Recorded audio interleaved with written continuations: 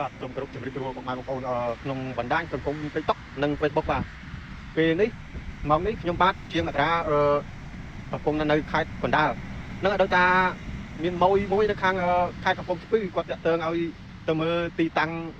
ដែលត្រូវខួងម៉ូតូហ្នឹងណាព្រោះគាត់ណាត់ជួបនឹងឲ្យទៅមើលទីតាំងនៅខាងខេត្តកំពង់ស្ពឺបាទហើយខ្ញុំក៏បានជិះម៉ូតូទៅជើបដែរហ្នឹងហើយទៅជើបតំបន់ហ្នឹងឬគាត់និយាយថាប្រភេទម្ដងទីតាំងហ្នឹងគឺជីកត20 ម៉ែត្រទេហ្នឹងហើយប្រភេទ20 ម៉ែត្រគឺដល់គោលដៅហ្នឹងហើយសួរបញ្ជាក់ទៀតថាតំបន់គឺមានភ្នំអត់អីអត់ចឹងណាមានថ្មភ្នំអត់ចឹងណាហ្នឹងហើយសួរនាំទៅគាត់ថាអត់អីទេតំបន់ហ្នឹងគឺស្រួលជីកហ្នឹងហើយដល់ពេលអញ្ចឹងខ្ញុំមិនសូវទុកចិត្តដែរអត់ទៅទុកចិត្តចង់ខ្ញុំចុះទៅមើលផ្ទាល់សើផ្ទាល់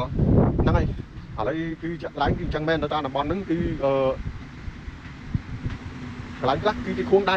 ហ្នឹងហើយគេខួងដៃដល់ពេលអញ្ចឹងសម្រាប់ថាបើសិនជាត្រូវកន្លែងគ្នាគឺចុះហ្នឹងហើយយើងចុះស្ទើផ្ទោះអីដឹងអស់ហើយសំខាន់គឺនិយាយកន្លែងគ្នាហ្នឹងហើយនៅទឹកដីខេត្តកំពង់ស្ពឺបាទហើយក៏អរគុណច្រើនសម្រាប់មកគាត់តាក់ទងតាមពេកហ្នឹងហើយក៏អរគុណច្រើនដែរបាទបើសិនជាមានពុកម៉ែបងប្អូនដែលមានតម្រូវការចង់ខួងម៉ូតូហ្នឹងអាចតាក់ទងមកខ្ញុំបាទជាមកក្រាហ្នឹងកន្លែងគឺសមរម្យទេបាទហ្នឹងហើយនិយាយរួមយើងអាចចរចាគ្នាបានអញ្ចឹងហ្នឹងហើយអរគុណច្រើន